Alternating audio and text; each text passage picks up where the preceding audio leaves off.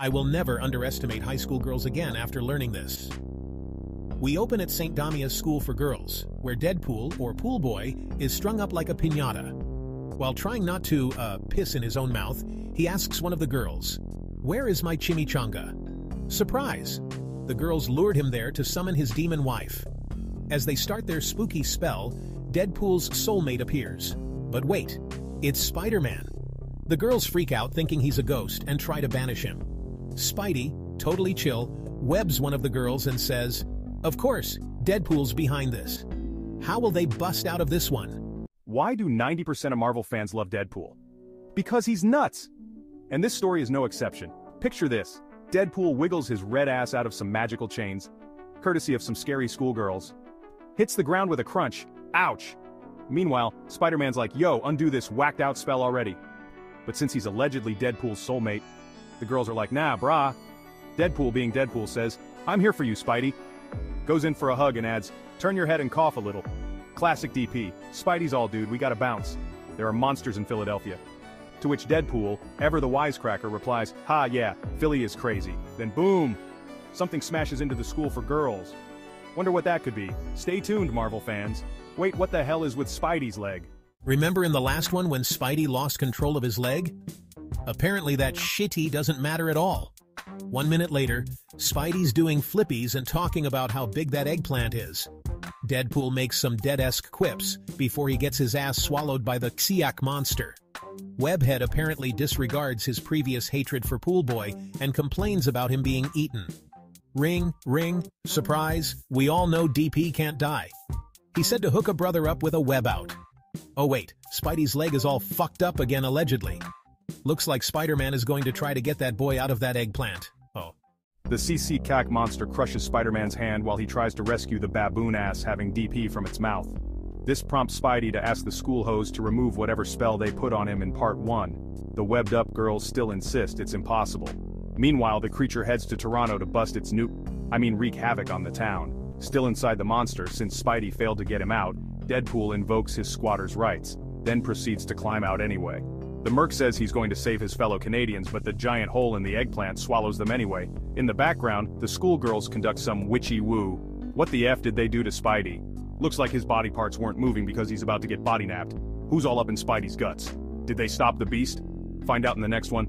What's good? Part 5. Guess who's crashing in Spidey's body yet? Yep, Deadpool's wife, Death I think probably. That's why his leg was all insubordinate and whatnot. The witchy schoolgirls slid Deadpool's wifey, their head mistress, right in him. And get this, she's trying to stay in Spidey forever. Which, honestly, the way Deadpool's been acting in this one, he might be kinda cool with. Meanwhile, our boy Deadpool's still chillin' in the SeatGeek emoji monster's belly with some of his new friends. He decides they need a window and Spidey crawls over and hands Deadpool his web slinger. No, not that web slinger. What does Pool Boy do? Makes a freaking swan. DP realizes that ain't gonna cut it, so he swings everyone out. Spidey's roommate is like, "Aye, let's kill the beast before the trap spell wears off." But 2 of the little witches say, "Nah, lady brah." So Spider-Mistress turns they asses into babies. Meanwhile, Deadpool and his crew are still searching for a way out. Stay tuned for more. Am I the only one who didn't know Deadpool and Spider-Man could be this sticky? Let's dive in. We kick things off in Dormammu's world and our dynamic duo is, wait for it, trapped in Spider-Man's web. Yeah, you heard right. Even when things are literally on fire, Deadpool's mind is still in the gutter. Deadpool's like, "Hey Spidey, if you don't stop wiggling, my katana might just unsheath itself." Spider-Man can't even, he's like, "Dude, please shut up so I can save our sorry butts."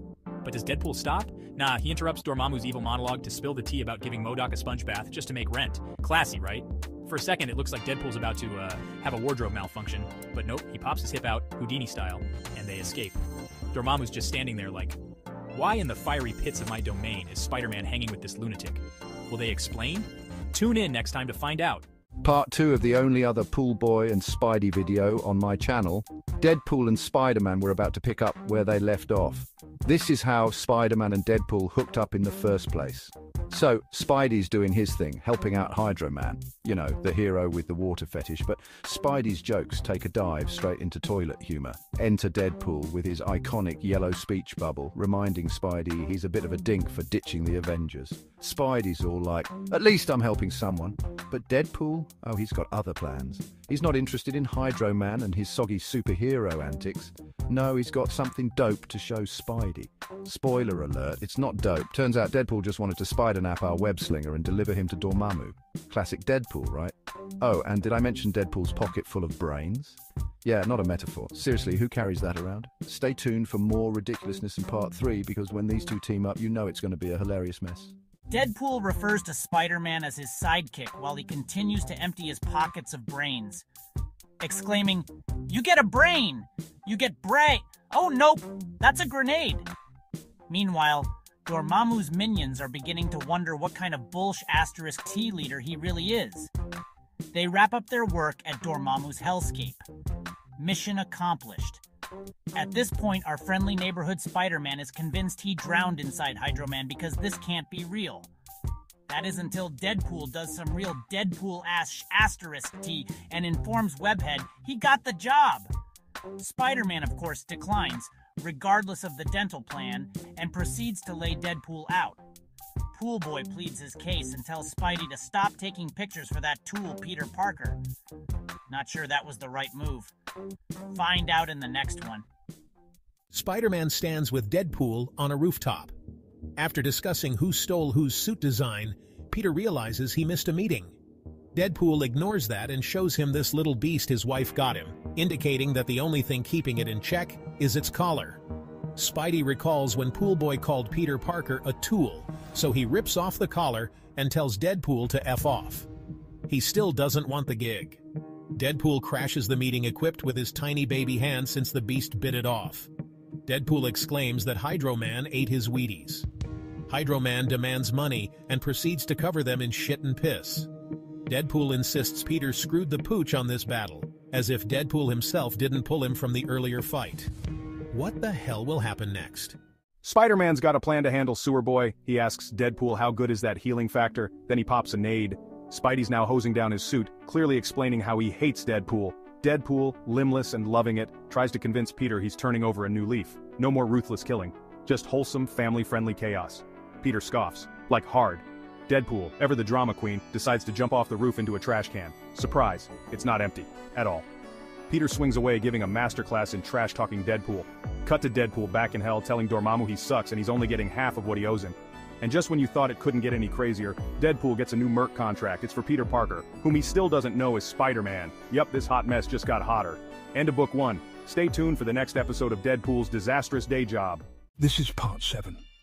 Deadpool and his ragtag group of Canadians found the way out and ran into the Spider Mistress. But Deadpool still has no idea he's been taken over by his wifey. The Mistress tells Pool Boy she intends to devour the beast. Deadpool interjects. "So you can be unstoppable?" While he yanks out his katana.